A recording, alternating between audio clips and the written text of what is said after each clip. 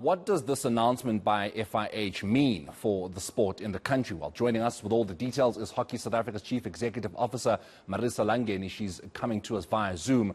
A very good afternoon to you, Marissa, and thank you so much for your time. So, was this a case of luck since Australia and New Zealand withdrew, or South African men's hockey is finally getting the recognition it deserves? Good afternoon, Morena. Thank you for the opportunity to chat to you this afternoon. Yes, I think it's a combination of luck and the fact that this team has been knocking on the door of the top 10 in world hockey. So it's a combination of the two. It is regrettable that Australia and New Zealand had to pull out of the showcase, but it created a massive opportunity for the next level of teams to come through and be invited to participate in the Pro League. What will this do for the Federation's desire to someday make hockey professional in the country? Because that is one of your guys' major goals, isn't it? Absolutely. This is an amazing opportunity. And as I've said, this team, particularly given the performance it's had at the Olympic Games, has dipped into the top 10 rankings in world hockey.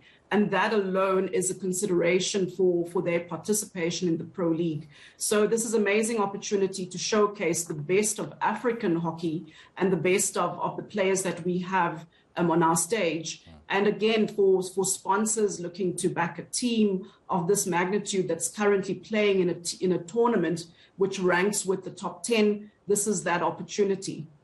And it's actually great that you bring that matter of sponsorship up, Marissa, because South Africa's participation in major events has usually been affected by money. And you guys have been beating the financial drum for years on end now. So will that be a hurdle here as well? Or is our inclusion in the FIH Pro League essentially the biggest attraction to sponsors out there?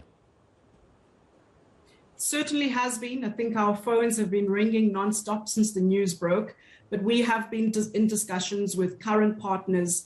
It's not by chance that we are here. We didn't get here on our own. The likes of CTM, the likes of Tsoko San, who have been backing our team through the years, has obviously given us this opportunity. There's a lot of sponsors that have come on board to back our campaign to finally see ourselves participating in the Pro League.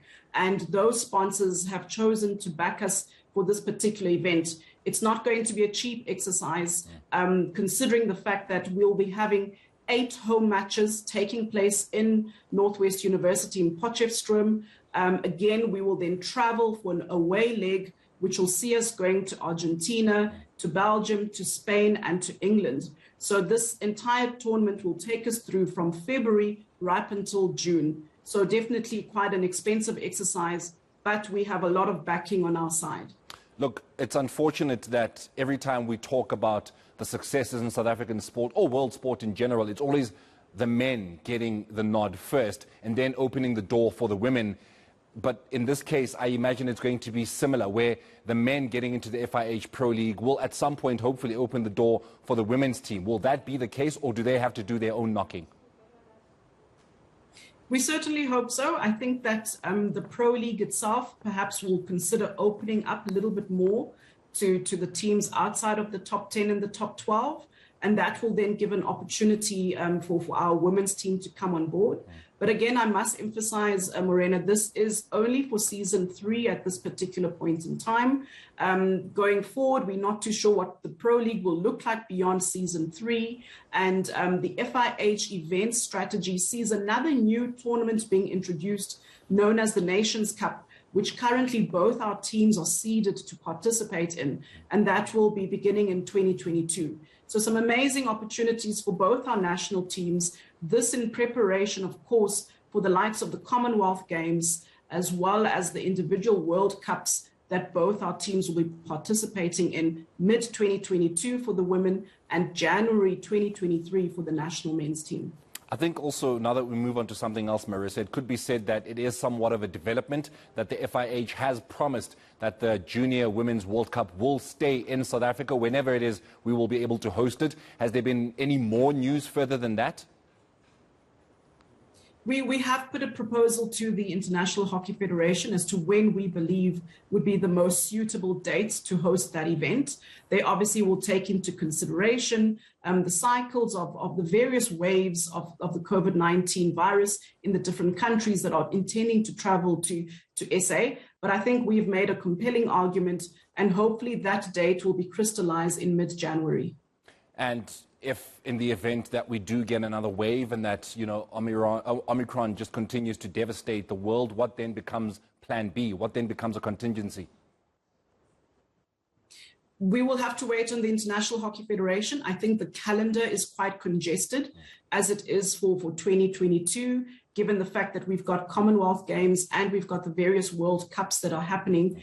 The FIH will need to make that final decision as to whether the event would go on. But at this point, it's still the green light. We're still looking forward to receiving teams in Potchefstroom, and hopefully that decision can be finalized as soon as possible. But I agree with you, there will always be variants across the world, and the sport industry at large needs to find mechanisms and methods to work around the various cycles that will happen globally. We know variants are there, they're not going away anytime soon. And just before we let you go, Marissa, of course, it would be unjust to not ask about the reaction from the men who will be taking part in, the prestigious FIH Pro League. How are they feeling? Guys are very excited. They've been waiting for this opportunity. There has been rumors that we will be part of the Pro League. Now that the confirmation has finally come through, they're absolutely elated. I mean, to take on the likes of Argentina, Belgium, Spain, the Netherlands, Germany, Canada, India, on home soil and away is a fantastic opportunity and a marvelous and great build-up to the Commonwealth Games in July.